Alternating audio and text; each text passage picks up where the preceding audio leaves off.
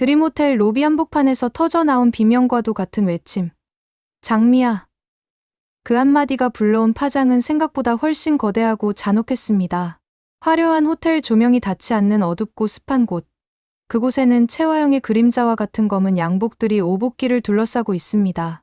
오복길은 영문도 모른 채 거친 손길에 밀쳐져 바닥에 나뒹굽니다. 평생을 성실하게 반찬 가게를 꾸려오며 법 없이도 살던 소시민 오복길에게 이런 폭력적인 상황은 상상조차 해본 적 없는 공포 그 자체였을 겁니다. 거칠게 숨을 몰아쉬는 오복길의 눈앞에 툭 하고 던져지는 것이 있습니다.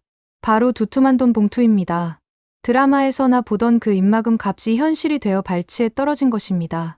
하지만 이어지는 그들의 경고는 돈 봉투보다 훨씬 더 날카롭고 섬뜩하게 오복길의 심장을 파고듭니다.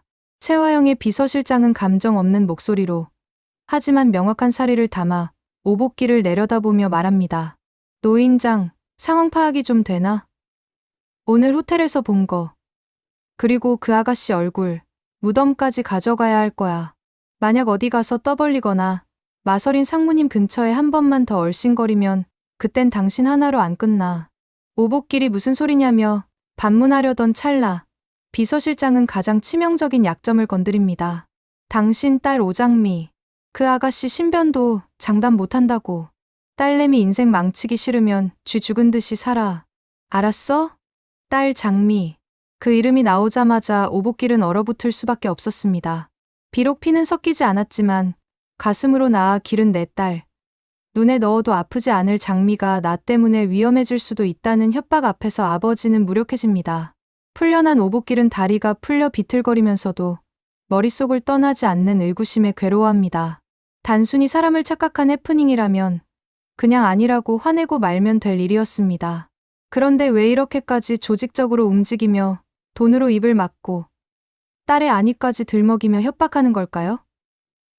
오복길에 떨리는 동공 속에서 단순한 공포가 아닌 거대한 음모에 대한 일심이 싹트기 시작합니다.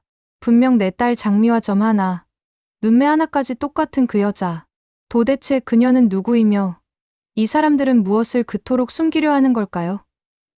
오복길은 직감합니다.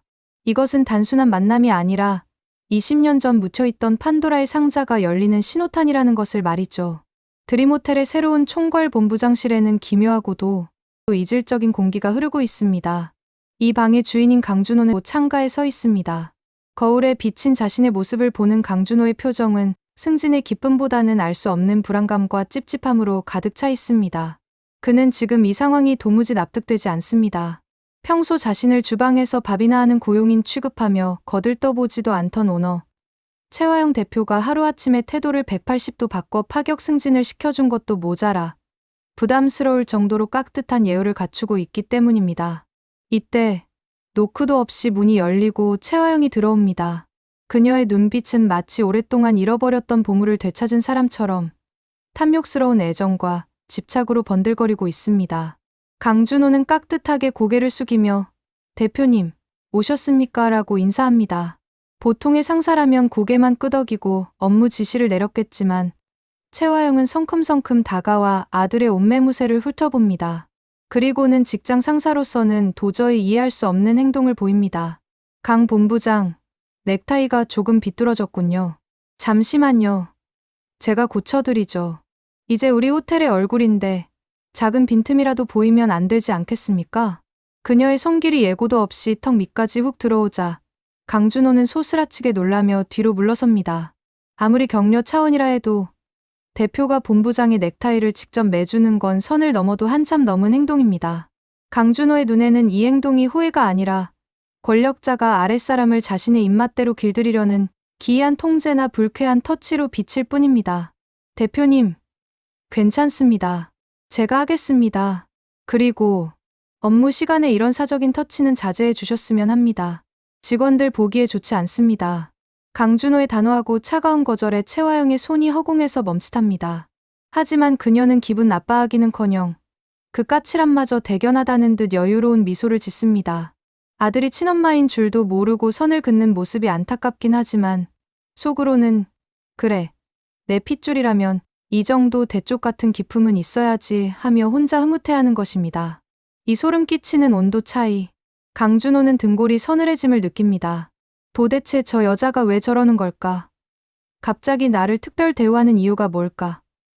나를 이용해 먹으려는 꿍꿍이가 있는 건 아닐까? 강준호는 이 찝찝하고 끈적한 상황을 정리하기 위해 어제 자신이 승진을 수락하며 내걸었던 조건을 다시 한번 차갑게 상기시킵니다. 대표님, 다시 말씀드리지만 제가 본부장직을 수락한 건 딱 하나, 마서린 상무와의 업무 배제를 약속하셨기 때문입니다. 그 약속 반드시 지켜주시는 걸로 알겠습니다. 강준호에게 마서린은 능력도 없이 배경만 믿고 설치는 낙하산이자 혐오의 대상입니다. 그는 채화영이 자신을 승진시킨 숨은 의도가 결국 마서린과 엮으려는 것임을 짐작하고 있기에 아예 싹을 잘라버리려 하는 것입니다. 채화영은 우아하게 웃으며 대답합니다. 물론이죠.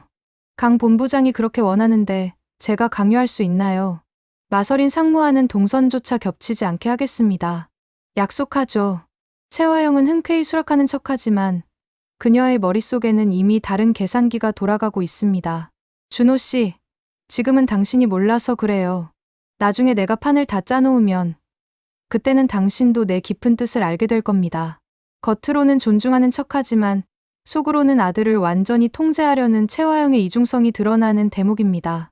이때 이 살벌한 눈치 게임을 전혀 파악하지 못한 마서린이 꽃다발을 들고 들이닥칩니다. 오빠, 승진 축하해. 라며 철없이 팔짱을 끼려 드는 마서린. 강준호는 마치 벌레라도 본 듯 기겁하며 채화영이 보는 앞에서 보란듯이 비서실장에게 소리칩니다. 비서실장, 뭐 하는 겁니까? 당장 이 사람 내보내세요. 제 집무실의 업무와 관계없는 사람은 출입 금지라고 분명히 말했을 텐데요. 자신을 낳은 친엄마가 보는 앞에서 가짜 딸 마서린을 문전박대하는 진짜 아들 강준호. 이 기막힌 아이러니 속에서 영문도 모르는 강준호만 홀로 이 집구석 사람들 다 미친 거 아니야? 라는 경멸 어린 표정으로 서 있습니다. 지나친 예의로 포장된 채화영의 집착과 이를 필사적으로 밀어내는 강준호의 철벽 방어. 이 위태로운 관계는 언제까지 비밀로 유지될 수 있을까요? 화려한 호텔 펜트하우스에서 탐욕스러운 권력의 파티가 벌어지고 있는 동안 서민들의 땀과 눈물이 배어있는 시장통 골목에는 매서운 찬바람만이 불고 있습니다. 튀네 반찬 가게의 셔터는 반쯤 내려가 있고 불 꺼진 가게 안에는 오장미가 홀로 덩그러니 앉아 있습니다.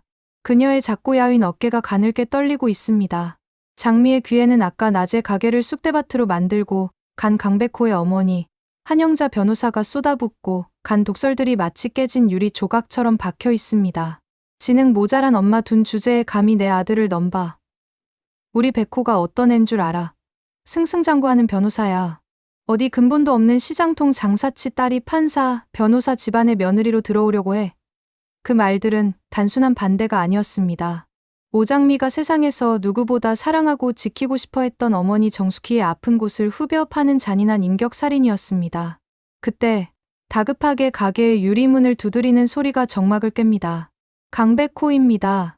어머니가 가게에 다녀갔다는 소식을 뒤늦게 전해 듣고 법정에서보다 더 절박한 얼굴로 한달음에 달려온 것입니다.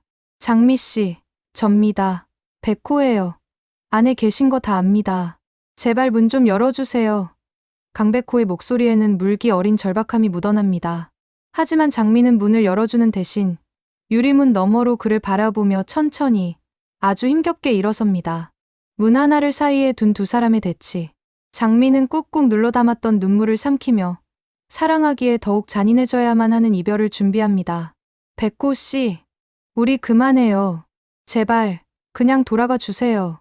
강백호는 미칠 것 같은 심정으로 문을 쾅쾅 두드리며 외칩니다. 장미 씨, 제발 이러지 마십시오. 제가 대신 사과하겠습니다.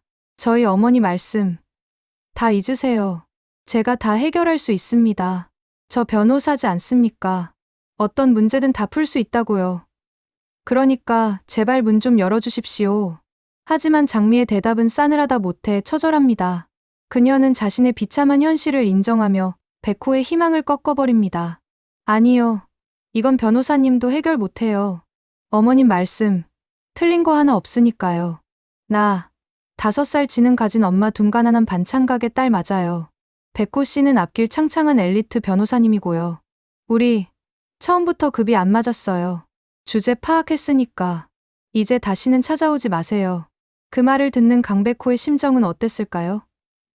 법으로는 억울한 사람을 구할 수 있었을지 몰라도 정작 사랑하는 여자의 자격지심과 상처 앞에서는 아무것도 할 수 없는 자신의 무력함에 억장이 무너집니다. 장미는 흐르는 눈물을 감추려 황급히 가게 안쪽 어둠 속으로 사라집니다. 굳게 닫힌 셔터 앞에 주저앉아 머리를 감싸 쥐고 오열하는 강백호. 그리고 가게 구석에 웅크리고 앉아 소리 죽여 우는 오장미. 변호사라는 타이틀이 이토록 잔인한 벽이 될 줄은 몰랐습니다. 아까 강준호의 방에서 문전박대를 당하고 쫓겨난 마서리는 분노를 사귀지 못해 화장대 위의 명품 화장품들을 죄다 바닥으로 쓸어버립니다. 강준호가 감히 나를 개무시해. 하지만 그녀의 머릿속을 더 복잡하게 만드는 건 강준호의 푸대접이 아닙니다.